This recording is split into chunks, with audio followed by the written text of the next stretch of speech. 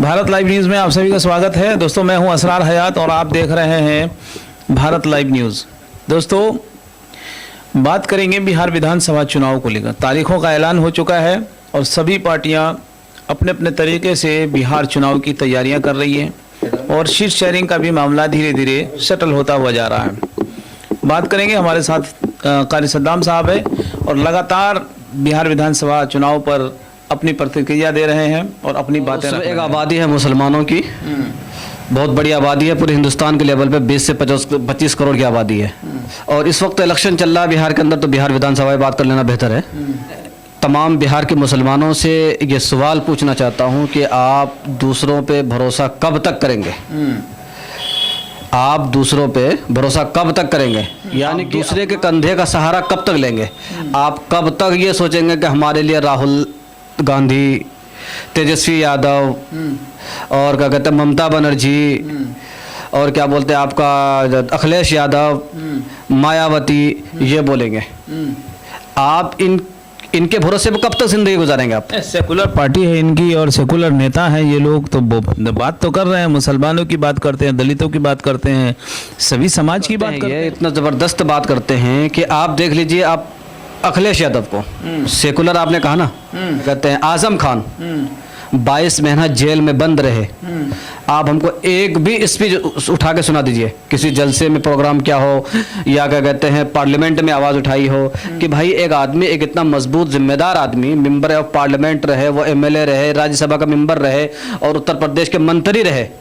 आपने क्या कहते हैं मुर्गी चोरी के इल्ज़ाम में, बकरा चोरी के डकैती में, अंडा चोरी का डकैती में आपने क्या कहते हैं जेल में रखा 22 महीना। ये आप जो सेकुलरिज्म की बात कर रहे हैं, ये वही भरोसा का नतीजा है कि हम जेल जा रहे हैं। और वो ये चाहते हैं कि हमारे पार्टी में अगर कोई रह करके अगर कोई उरूज पे जा रहा है तो वो उरूज पे जाने नहीं देगा। वो आप ये बात जहन नशी कर ले, आपका वो हशर कर दिया जाएगा। आजम खां जैसे, शहाबुद्दीन जैसे आप ऐसे ही खत्म हो जाइएगा, आपका नामो निशान मिटा देंगे ये लोग। ठीक है, आपका वक्त आ चुका है। आप इनको सेकुलरिज्म जितनी पार्टियां का कहते ढोंग रचते हैं ना, आप सेकुलर की बात करते हैं। मुल्क आज़ाद हुए हुए 70 साल तक जितना कांग्रेस के क्या कहते हैं मुद्दत में मुसलमान क्या कहते हैं सबसे कमजोर हुआ है। यानी कि ये कुंडू कमेटी की रिपोर्ट है, ये सच्चर कमेटी की रिपोर्ट है, ये क्या कहते हैं रंगानाथ मिश्रा की कमेटी की रिपोर्ट है। ये इस मुल्क के अंदर सबसे बैकवर्ड और कमजोर हुआ है वो मुसलमान हुआ है। वो भी मुसलमानों में, पूरे हिंदुस्तान के लेवल में वो भी सबसे ज्यादा निचले स्तर पर, जमीनी सतह पर, जिसको कहते हैं जमीन के अंदर धंसा देना, वो मुसलमान क्या कहते हैं सीमांचल का मुसलमान है।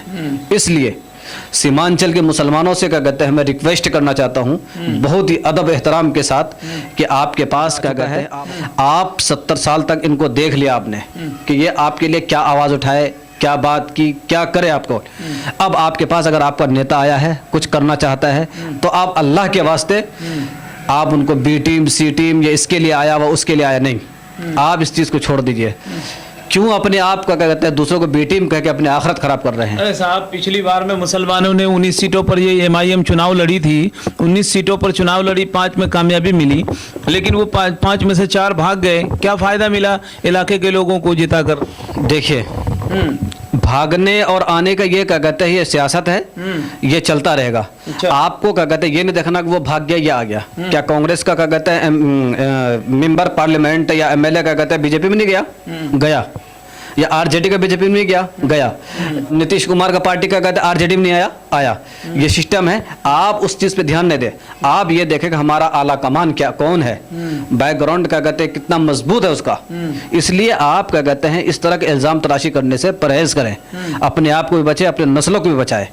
इसलिए क्या कहते हैं आप जब तक आप सियासी क्या कहते हैं कुव्वत अपना मजबूत नहीं करेंगे, सियासी लीडर आप नहीं बनाएंगे, तो आपके लिए क्या कहते हैं आवाज नहीं उठाएगा कोई। अगर आप यही चाहते हैं कि आपकी आवाज पूरे हिंदुस्तान के अंदर गूंजे, तो आप एमएलए बनाइए, लीडर बनिए, लीडर बनाइए, खुद बनिए, अपने बच्चों को बनाइए, मुस्तकबिल बनिए। कब तक आप इनको क्या कहते हैं इनको औलादों को, इनके बाप को बना दिया, इनके अम्मा को बना दिया, अब इसको बनाओगे, कर को बोलोगे यार हमारा पोता को भी बनाओ। ये वक्त नहीं है पोता और बेटा को बनाने का, खुद बनिए, हिस्सेदारी की बात करिए, वो वक्त आ चुका है। कमजोरों की क्या कहते हैं कोई नहीं सुनता है, कमजोरों की कोई नहीं सुनता है। अब ये बताइए विधानसभा के अंदर, पार्लियामेंट के अंदर क्या कहते हैं कानून कौन बनाता है? बड़े लोग, ताकतवर लोग बनाते हैं। आपको अगर अपनी हिस्सेदारी चाहिए तो आपको ताकतवर बनना पड़ेगा, आपको नेता बनना पड़ेगा, जब आपकी बात सुनी जाएगी।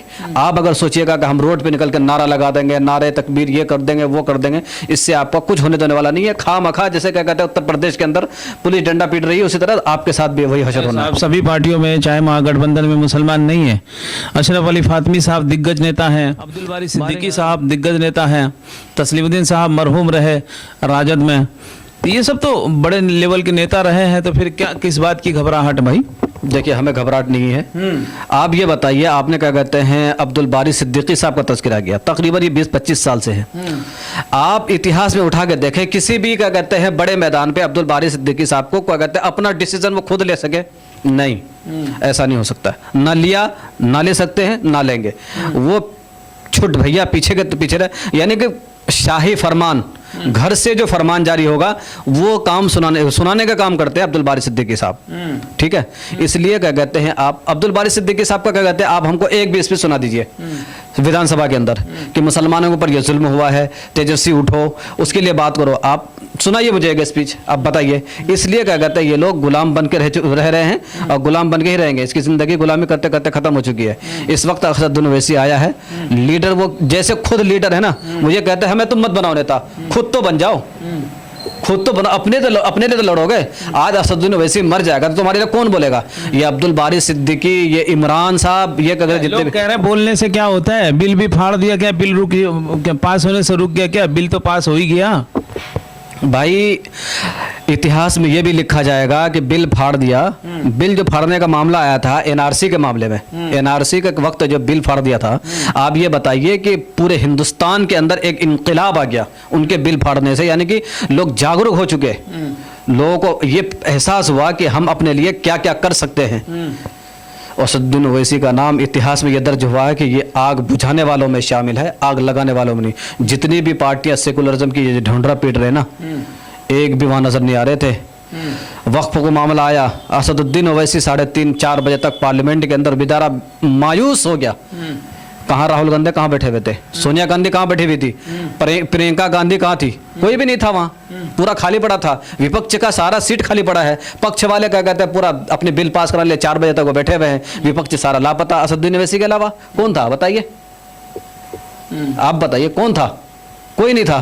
तो जब हमारे मुद्दे पे वो बात करते हैं, हमारे लिए हर मुद्दे पे वो बात करने वाले हैं, तो वोट भी उसी को मिलेगा, उसी की क़यादत को मजबूत कीजिए, उन्हीं के लीडरशिप को मजबूत किया जाएगा। इसलिए खासतौर से मुसलमानों को इस पे गौर करने की ज़रूरत है।